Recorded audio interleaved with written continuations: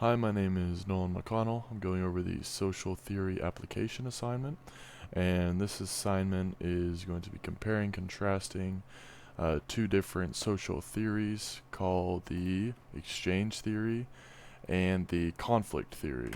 The exchange theory is basically the the relationship between two individuals or groups of people and how that relationship is either beneficial or detrimental to an individual. Individuals will leave relationships when they no longer view them as profitable. This goes into the exchange theory because it shows that to be in a relationship, it's most beneficial to be getting a reward instead of a cost.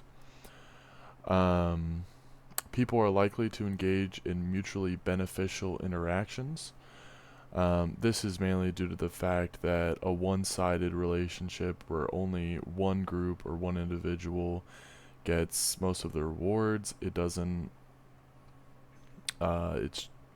it won't work out long term. Um, Power dynamics play a large role in this theory. Those with more power in a relationship may exert control over exchanges, which affects the distribution of costs and rewards. This is important because it shows that in certain relationships, it's not always 50-50, and the exchange theory plays a part because there's going to be a time where the relationship doesn't work, simply because one person is going to be getting more of the rewards than the other. Individuals tend to seek out relationships where they will be giving and receiving the same amount, meaning that the rewards and costs are balanced and viewed as fair. This simply speaks for itself. The more equal a relationship is in the exchange theory, it just shows that it'll last longer simply because it's just beneficial for both. The next theory is the conflict theory. The conflict theory is based on the idea that people live in a state of conflict rather than a state of agreement due to differences in status. This theory was founded by Karl Marx, and some of the key principles in this theory are that different groups have different interests stemming from different social positions. So, like people in government are going to be different from working class to unemployed, and the conflicts between all of them can be very diverse sometimes. Used to explain division based on race and ethnicity, gender, age, religion, and ability or disability. Um, just everybody is going to be having their own different situations and scenarios, and that is a big part of where the conflict in this theory comes up. Family reinforced status quo, family benefiting men more than women, and the conflict theory involves a group in power that has a desire to stay there. Wealth and power are interlinked, with wealthy people being seen as the people in charge. This theory plays a part into like a family dynamic and people that are experiencing the conflicts talked about, because everybody is different and their differences are what creates conflicts. But in a way, this is tied back into the exchange theory because some conflicts are detrimental and some conflicts can be beneficial to both parties.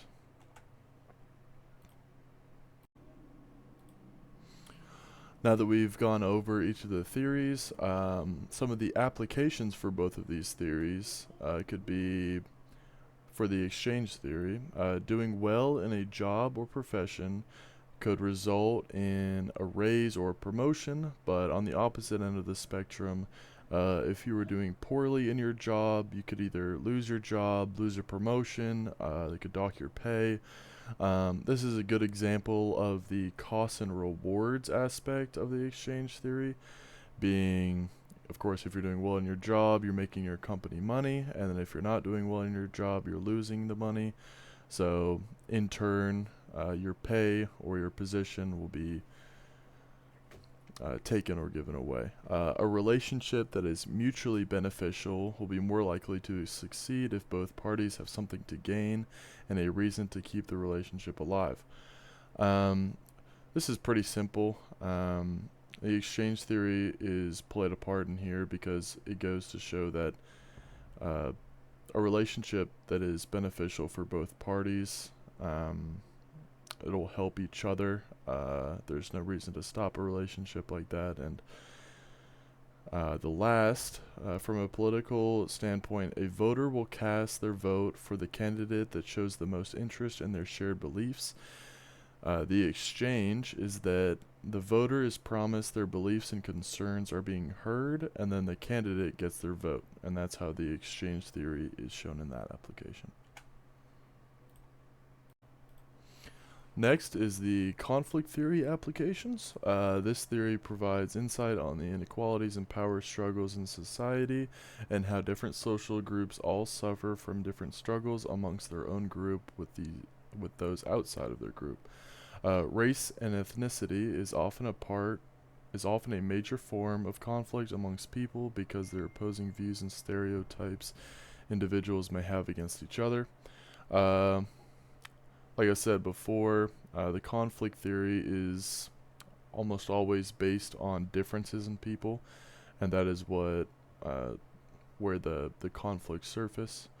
In a family setting, there may be conflicts between men and women because of perceived gender roles and behavioral differences and societal norms for men and women.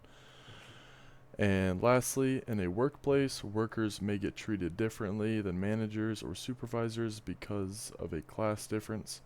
This may create conflict stemming from a superiority standpoint.